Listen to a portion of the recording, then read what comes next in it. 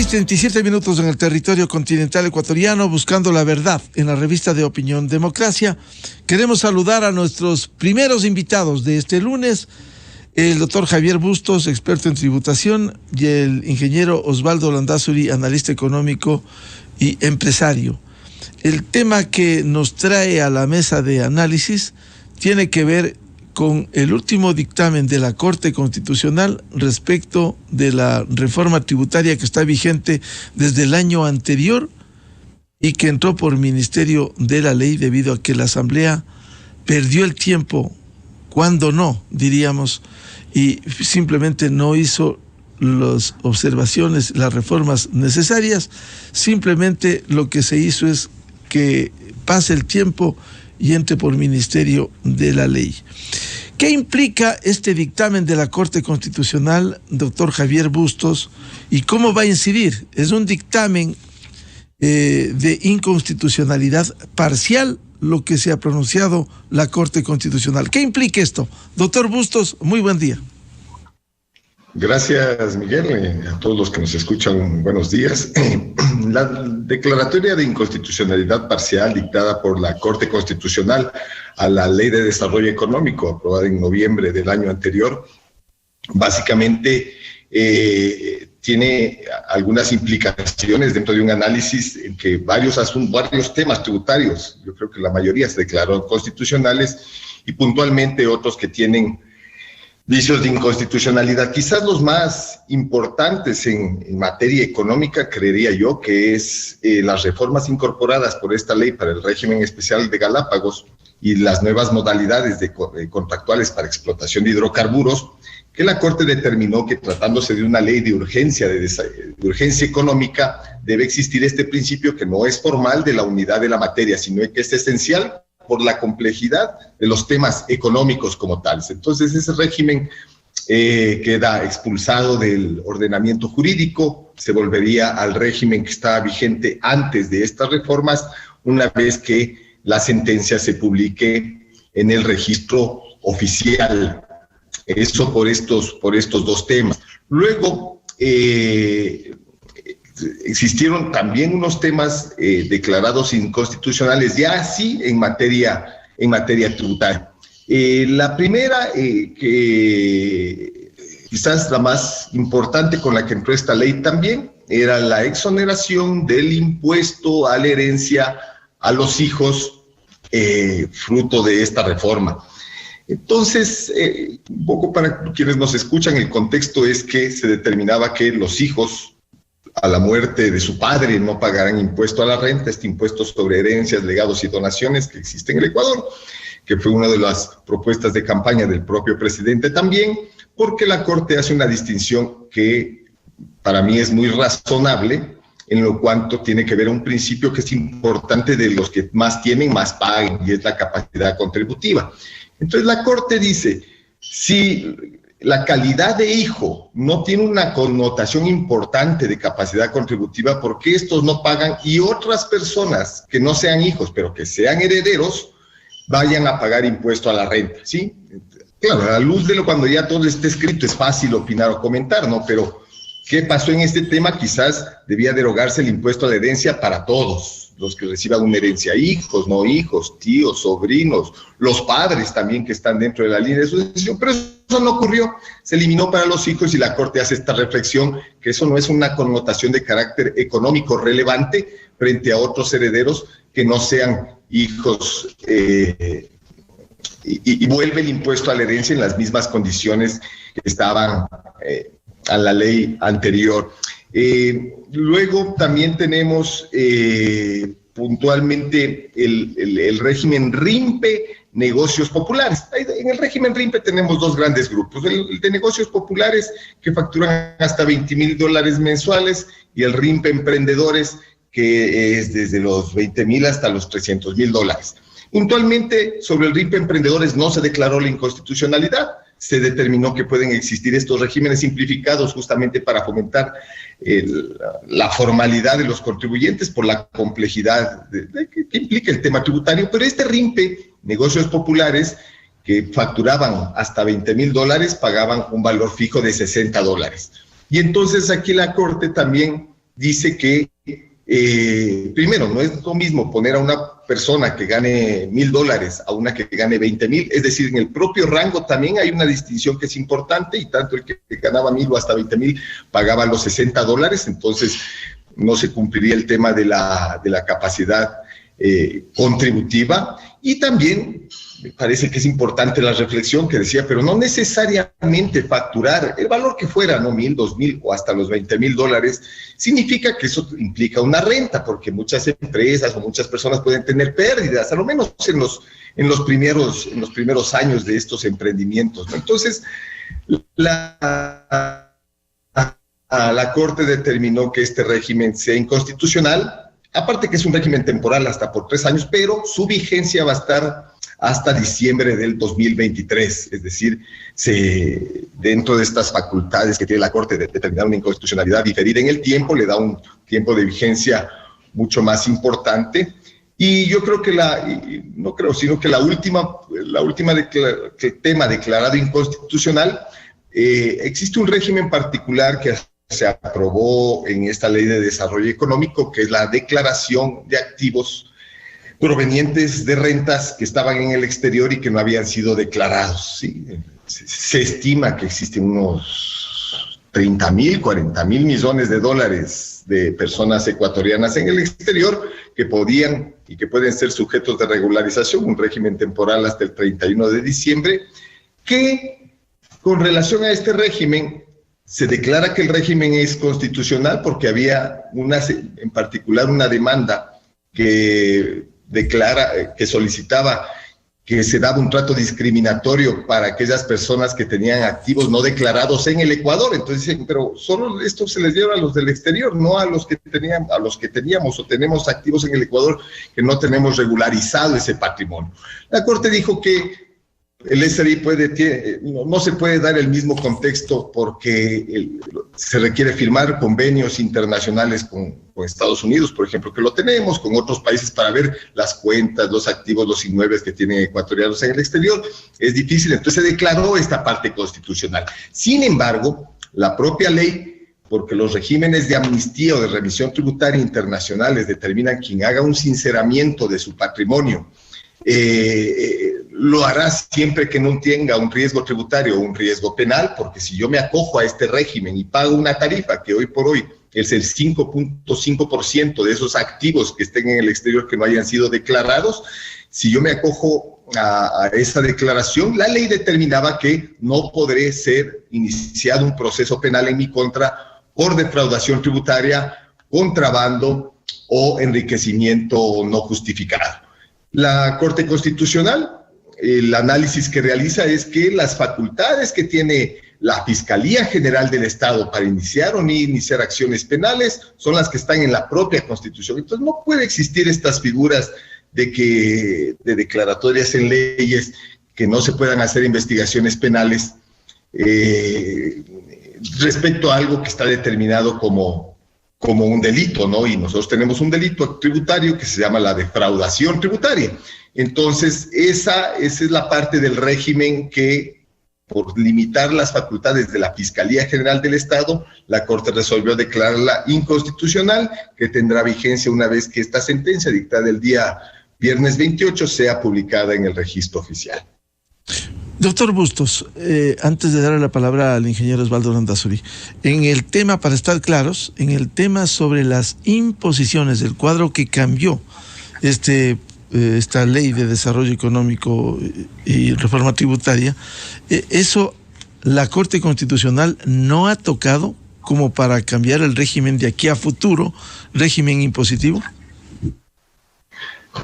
Sí, Miguel, esa parte la Corte no tocó y le puedo explicar por qué no tocó esa parte, y viene con una explicación muy clara que hacía usted del tema respecto a cómo fue el comportamiento de la Asamblea al no pronunciarse, por eso estábamos hablando de este decreto ley sobre este proyecto. Entonces, la Corte Constitucional analiza el tema así, en los considerándose, también había una discusión por a partir del sexto rango de los $30,000 hacia abajo, la tabla se volvía muy gravosa. Y más onerosa para los contribuyentes. Tenía un incremento y tienen de hecho un incremento importante en la declaración de impuesto a la renta, por un lado. Y por otro, no nos olvidemos también de que se introdujo un mecanismo de gastos personales que limitaba considerablemente al régimen anterior.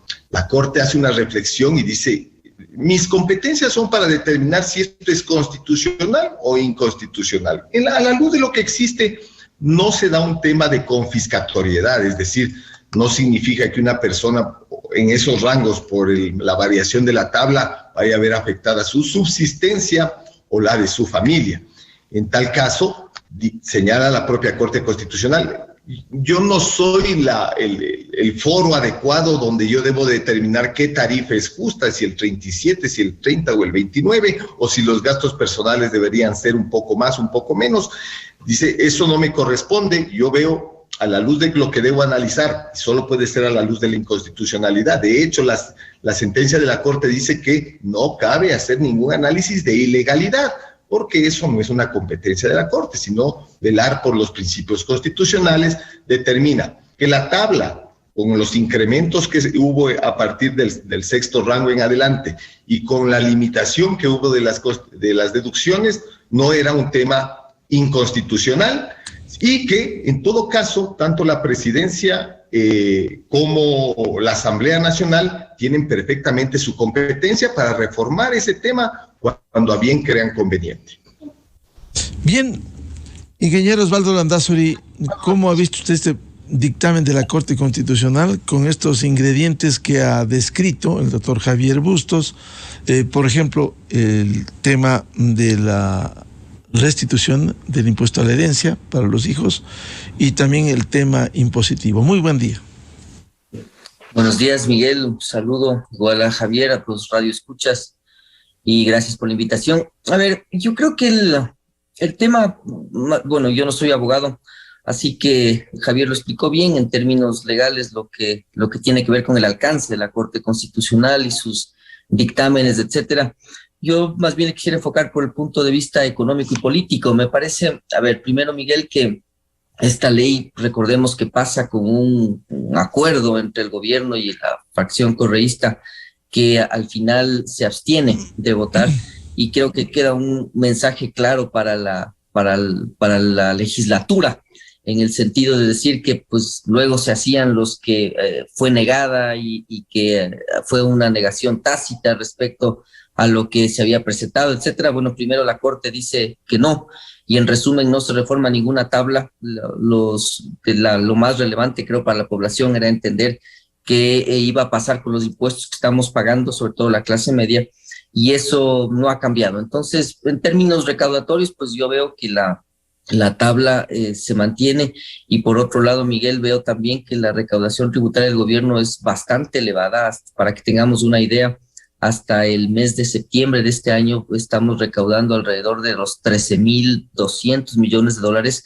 cuando el año pasado, durante todo el año, se recaudaron 13.900, lo cual significará entonces un incremento de alrededor del 20%. Ahora, lo que sí preocupa, alarma, es qué se está haciendo con esos impuestos, Miguel, y creo que esa debe ser la otra pregunta que nos hacemos. Y cuando ves la ejecución presupuestaria de las inversiones, te das cuenta lo bajo que está todo lo que el gobierno está ejecutando, y ahí es donde me parece que están los principales desafíos que tiene hacia adelante el Ministerio de Finanzas, sobre todo. Ahora, respecto a los temas que hoy he mencionado en su momento, y lo mencioné en este medio, me parece, los de la herencia, a mí me daba la impresión de que el presidente se había desdicho respecto a lo que había comentado semanas antes de que se plantee esta eliminación del impuesto a la herencia a los hijos, cuando él mismo había comentado que sus hijos iban a pagar impuestos sobre la herencia. Entonces, al final del día, pues claro, no creo que el asunto de estar haciendo diferencia entre herederos era algo que iba a pasar. Me parece que el impuesto a la herencia, bien manejado, es parte de una sociedad, que redistribuye sus riquezas, sus ingresos, pero ordenadamente. Yo creo que los extremos son los que al país no le hacen bien, y eso es lo que hemos visto en los últimos años, Miguel. Acordémonos del planteamiento de Correa respecto a irse a un extremo casi confiscatorio de la herencia, que causó un malestar en una población absolutamente grande.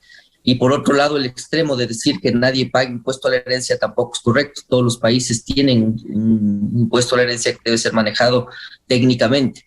Ahora, todo esto me da a mí la impresión de que es parte de esta mezcla de herramientas que está utilizando el gobierno y que puede ser bastante delicado en el proceso de desarrollo de un país.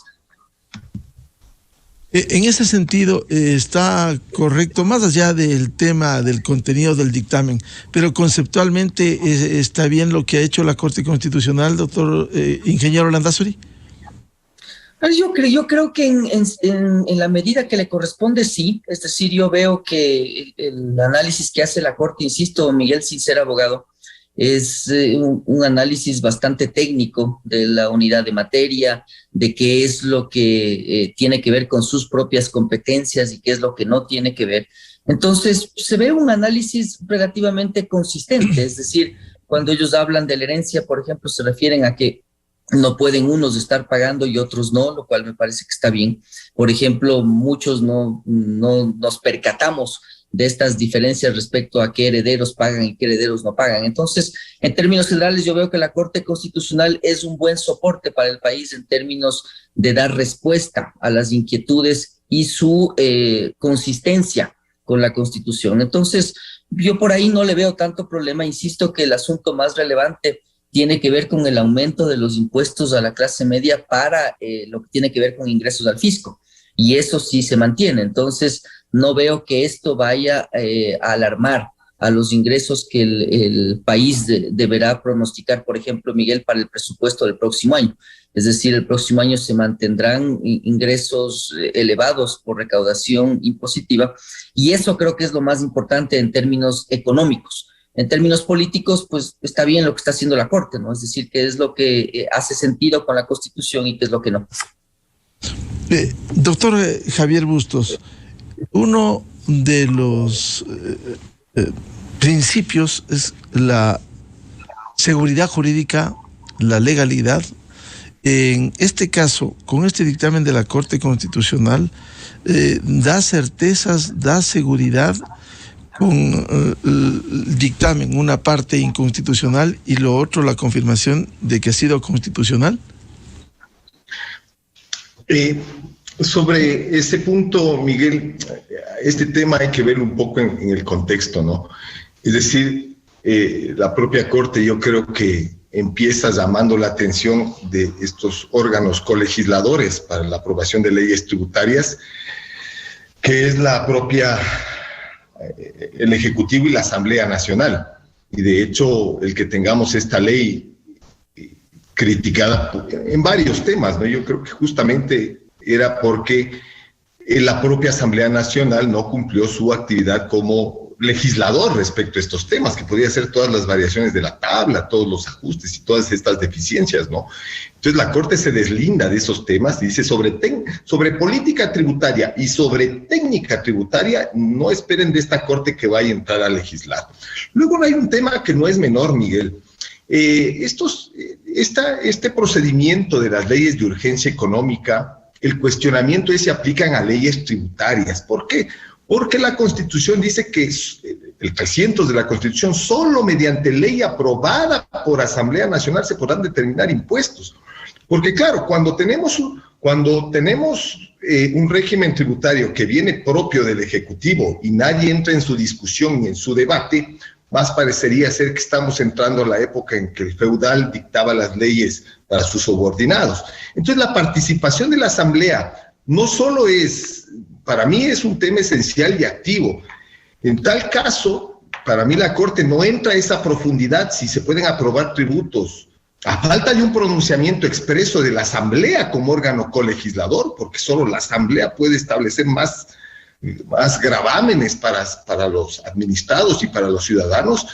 Pero yo creo que en este punto la Corte, en aras de la seguridad jurídica, porque imaginémonos, Miguel, que a estas alturas venga la Corte a decir, vea, qué pena, pero esta ley no tuvo un pronunciamiento de la Asamblea Nacional, en consecuencia es inconstitucional toda la ley, pero con un análisis, bueno, en realidad no hay análisis sobre este punto, sino muy resumido, únicamente entra el tema de fondo, dice la Asamblea no se pronunció en los 30 días, Esto no significa, como alguno de los accionantes había señalado, una negativa tácita, porque esa figura no existe en el régimen constitucional, y deja de lado ese aspecto formal esencial.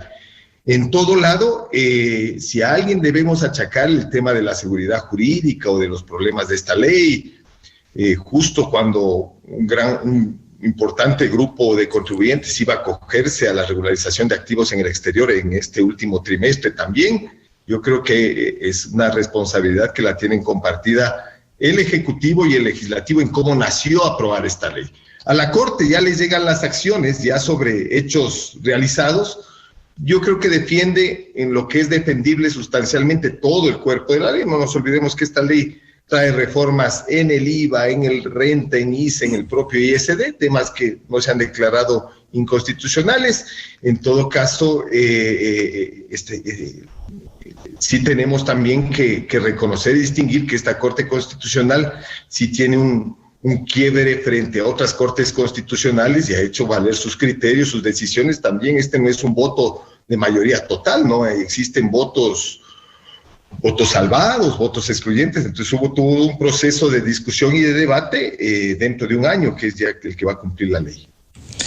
Ingeniero Landázuri, con este pronunciamiento, ¿afecta o no afecta a la tarea que ustedes vienen emprendiendo desde el sector productivo, o simplemente pudiera enredar aún más la situación en medio de la crisis que estamos viviendo? Esa es una buena pregunta, Miguel. Yo creo que lo que sí me parece que es un problema en el país es ver este ida y vuelta que hay entre el legislativo, el ejecutivo, la Corte Constitucional. Ahí, insisto, sin ser experto en leyes, lo que se puede ver desde afuera es que primero el gobierno sí peca de analizar bien los párrafos, los textos, antes de enviarlos, y luego corre riesgos de que le devuelvan y le toque componer lo que había enviado. Entonces ese es un primer asunto que a mí me parece que sí es delicado. O sea que no es menor, Miguel, que te esté observando la Corte Constitucional asuntos relacionados con la unidad de materia, con el origen de las leyes que propones, cómo afectan a la Constitución. Es algo que el equipo jurídico de Lazo debería verlo antes de enviar. Es un primer asunto. Segundo, lo que también podría llamar la atención, Miguel, es la fragilidad de las cosas que se proponen, sobre todo desde el lado del gobierno. Me pregunto, por ejemplo, y le veo muy relevante lo que pasó el fin de semana respecto al IES en la Asamblea. Me parece que es un asunto que también merece un análisis aparte, es decir, qué es lo que va a venir hacia adelante. Como que tú lo que tienes es un gobierno que está proponiendo cosas, una asamblea que está viendo cómo bajarse esas cosas, y por otro lado una Corte Constitucional que yo insisto, le veo que sí actúa técnicamente y que está mediando ahí entre los dos actores.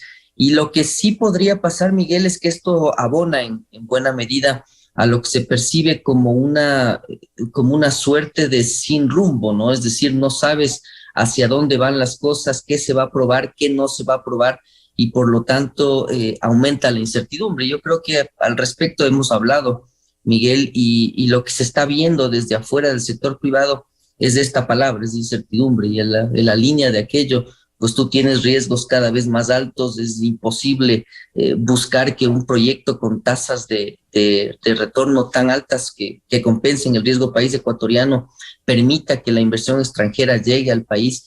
Y eso es lo que se ha visto en los últimos meses respecto a la actividad del gobierno, ¿no? Es decir, por un lado, no existe consistencia con lo que proponen muchas cosas, y por otro, se ve una asamblea que sí está buscando cómo bajarse esas cosas. Entonces, habrá que ver qué es lo que pasa, Miguel, pero creo que en el fondo la pregunta que tú haces es muy importante, y la respuesta es sí, sí afecta a la sensación de seguridad jurídica, a la sensación de certidumbre que debería abonarse para que las inversiones fluyan y podamos tener empleo, que es lo que estamos buscando al final todos. Entonces, me parece que por ahí sí hay un asunto que pudiera ser más relevante incluso que los propios números de lo que la Corte Constitucional está observando.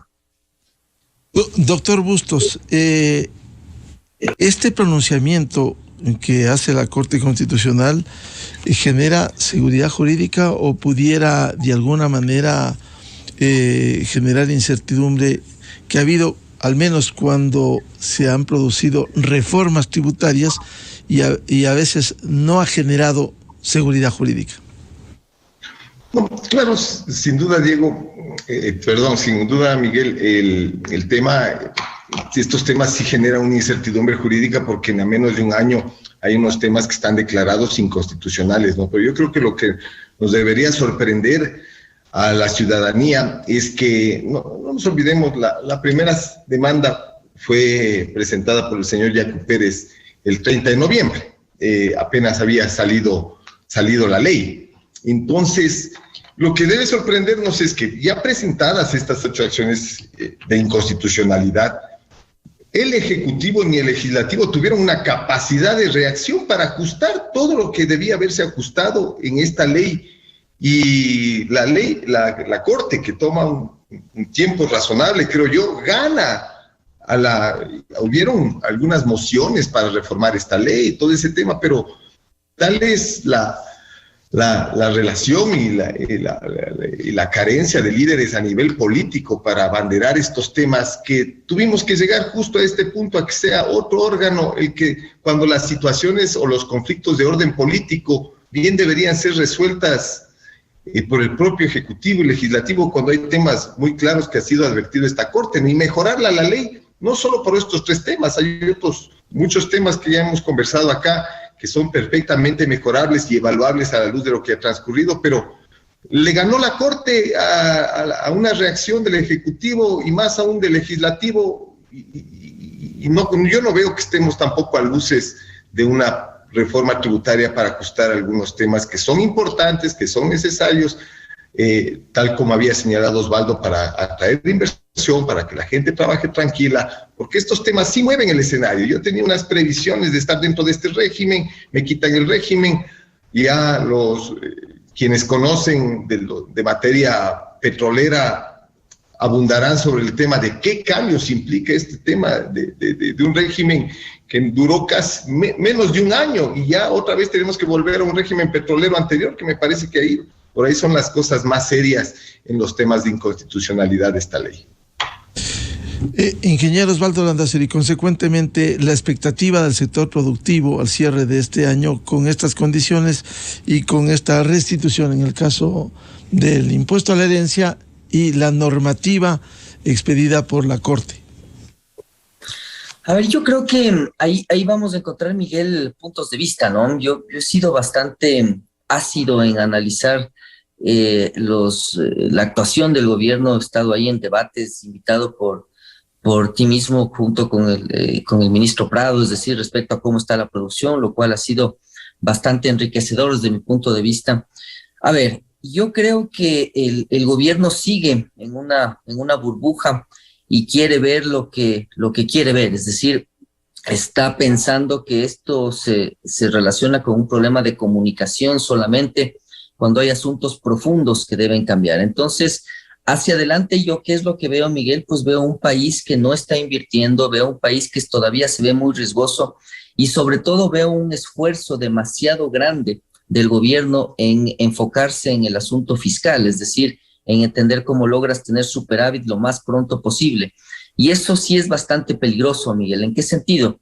En el sentido de que al no tener una política pública equilibrada que vaya más allá del crecimiento económico, muy probablemente lo que vas a hacer es abrir la puerta para que otra vez vengan esas voces de izquierda que buscan retornar a su poder buscando impunidad y buscando todo lo que ya sabemos, y que al final del día todo el esfuerzo que haya hecho el gobierno con el desgaste político, etcétera, signifique que esos nuevos actores lo que van a hacer es coger todo lo que has logrado en términos de equilibrio fiscal y aprovecharlos para repartir otra vez populismo a diestra y a siniestra. Entonces, yo creo que ese es el principal tema. En esa línea, entonces, lo que estamos viendo, y yo me mantengo en aquello, Miguel, es que el gobierno no está enfocando bien el problema, no está utilizando herramientas de política pública que son fundamentales para lograr crecimiento económico como la inversión, y al mismo tiempo, en ese afán por pasar leyes de una u otra manera, atropella temas constitucionales que son observados por la Corte un año o meses más tarde. Insisto, lo del IES es un asunto bien delicado, y entonces ahí lo que vamos a tener es esta inconsistencia y esta incertidumbre, que lo que hace al final del día es que el sector productivo, y yo me mantengo en aquello, está sin invertir, es un sector productivo que no tiene certidumbre, y muestra de ello es que también cuando ves las cifras de inversión, las cifras de cómo llegan los capitales con inversión extranjera directa, etcétera, son cifras de las más bajas de América Latina. Y respecto a lo que realmente podría cambiar el rumbo del país en términos gruesos de dinero, que pudiera ser, por ejemplo, el petróleo o la minería, lo que estamos viendo es que al final del día no se va a lograr absolutamente nada, ¿no? Es decir, tienes por un lado las mesas de diálogo que le están demostrando al mercado que tienes una especie de gobierno paralelo que está dictando normas, y por otro lado tienes una serie de limitantes respecto a cómo impulsas la inversión petrolera, la inversión minera.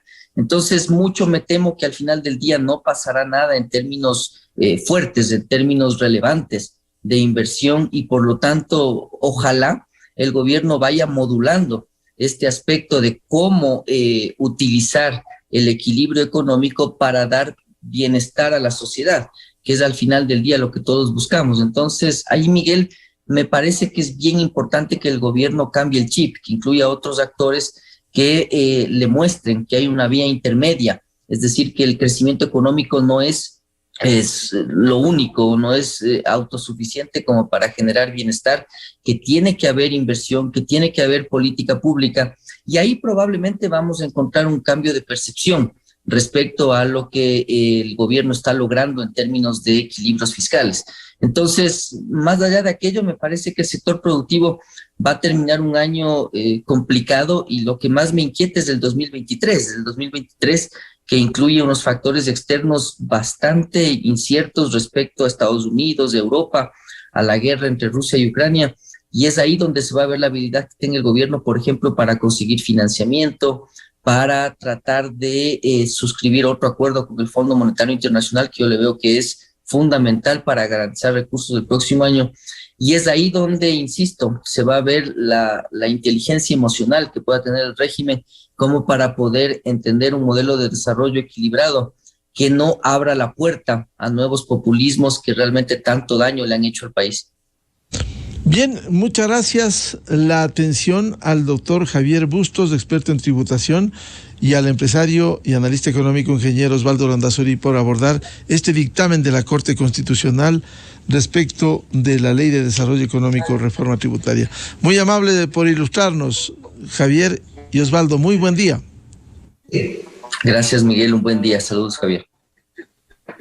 Muchas gracias, muy amables. Con esto cerramos el debate sobre este tema importante luego del pronunciamiento del viernes pasado de la Corte Constitucional. 7:11 en el territorio continental ecuatoriano, buscando la verdad en la revista de Opinión Democracia. Vamos a una pausa publicitaria y ya volvemos con un tema vinculado con la coordinación y concertación interinstitucional en materia de prevención de corrupción en el Ecuador. Miguel Rivadeneira en la revista de Opinión Democracia. Inicio de espacio promocional y publicitario. Liberty Seguros. Hola, ¿quieren participar por un iPhone 13 Pro? ¡Sí! ¿Saben quién trae esta buena noticia? Liberty Seguros. En Liberty Seguros tenemos buenas noticias. Contrata tu seguro de auto y entra al sorteo de un iPhone 13 Pro. Participa. Acércate a cualquier broker asociado a la promoción o encuéntralo en libertyseguros.es. Liberty. Juego Banco es ProPyme. Nuestro propósito es impulsar el crecimiento de tu negocio. Por cada $2,000 de incremento en el saldo de tu cuenta PYME hasta el 30 de noviembre de 2022, participas en el sorteo de 2 premios de $10,000